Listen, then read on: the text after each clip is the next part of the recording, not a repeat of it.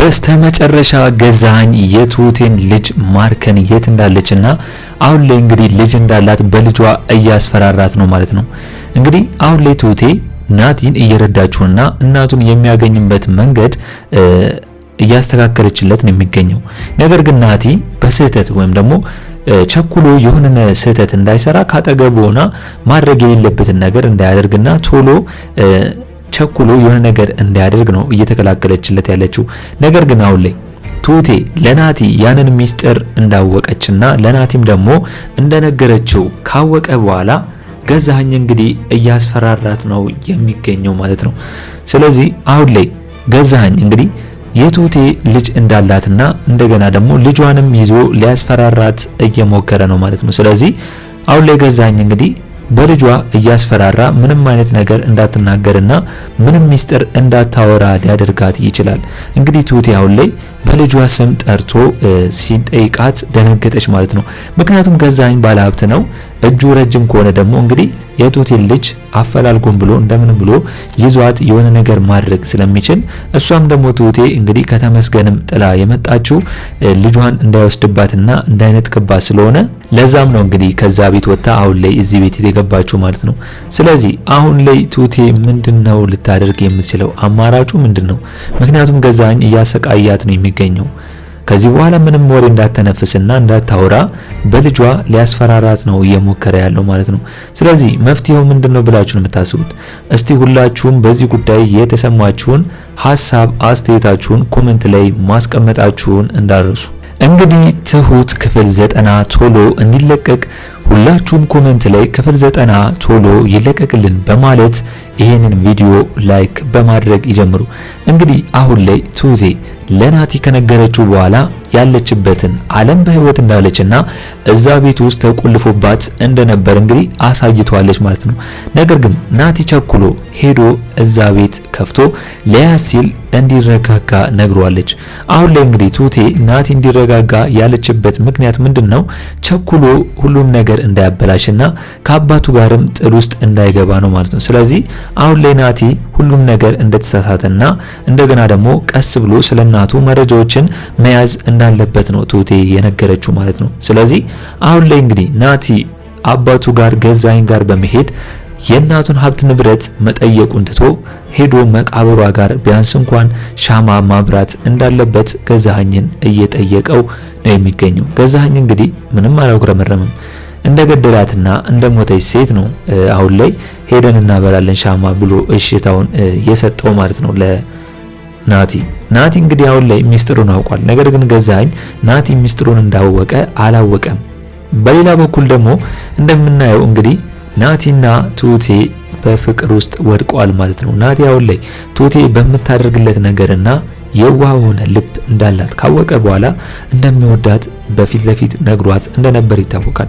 ስለዚህ አሁን ላይ ናቲ ከትሁቴ ጋር በሆነ ቁጥር ቤቲ ደግሞ እየተናደደች ነው የመጣችው ማለት ነው። እቤትም ሲሆን ናቲ ከትሁቴ ጋር ነው መሆን የሚፈልገው።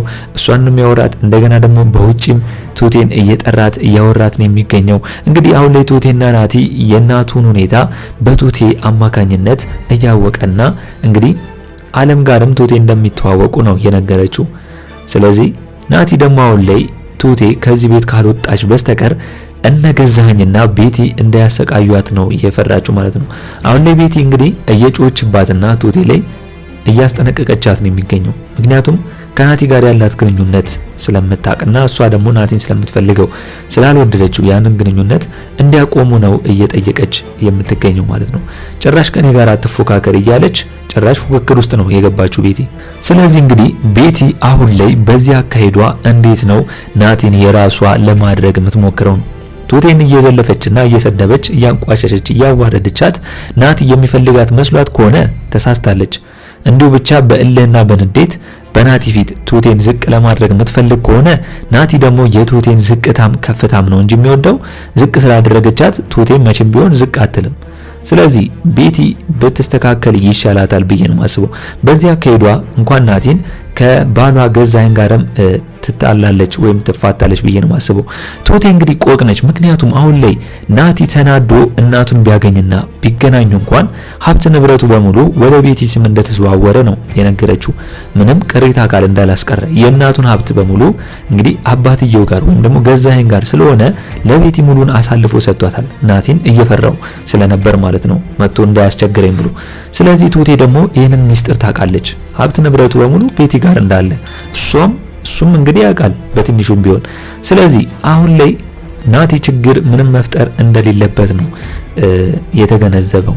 ምክንያቱም ናቲ እንግዲህ አሁን ላይ እንደሚታወቀው ትሁትን ባገኛት ቁጥር በደንብ እያወሩና እየተጫወቱ እጇን እየሳማት፣ ቤቲ ደግሞ ስትመጣ ባየቻቸው ቁጥር እየተናደደች ገዛኸኝ እንግዲህ እንደነሱ ፍቅር እንዲሰጣትና እንደነ ናቲ እንግዲህ በእልህ ገዛኸኝ ጋር ብትሄድም ነገር ግን ገዛኸኝ እንደ ናቲ አይደለም፣ ጭራሽ እያንኮራፋ ነው ተኝቶ የሰማችው ማለት ነው።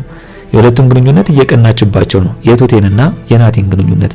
ግን ሁለቱን ግንኙነት ስለማትፈልግና ስለማትወድ ማቋረጥ ነው አላማዋ። ነገር ግን አላማዋ ይሳካል ብዬ አላስብም። መቼም ቢሆን የቤቲ አላማ አይሳካላትም።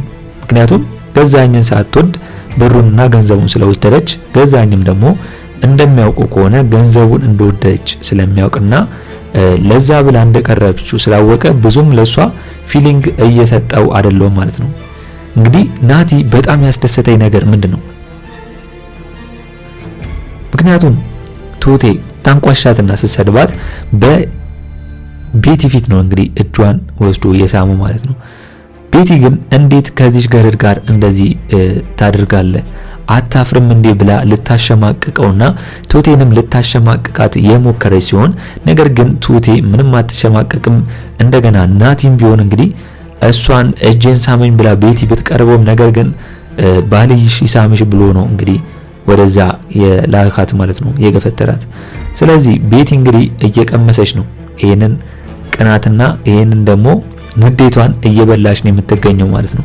ትሁቴን በሰራተኝነት አስገብታት እንደገና ደግሞ ናቲን የምትወደውን ትሁቴ ናቲ ደግሞ ሲወዳት ለሷ በጣም ትልቅ ችግር ውስጥ ነው የገባችው ማለት ነው ቤቲ። ስለዚህ በስተመጨረሻም ቤቲ እንግዲህ ይህንን ወሬ ከሰማች ወይም ደግሞ ገዛኸኝ እንዳላት ልጇ በህይወት እንዳለችና በልጇ እያስፈራሩ እንግዲህ ናቲን እንዳይቀርብ ሊያደርጉት ይችላሉ ብዬ ነው ማስበው።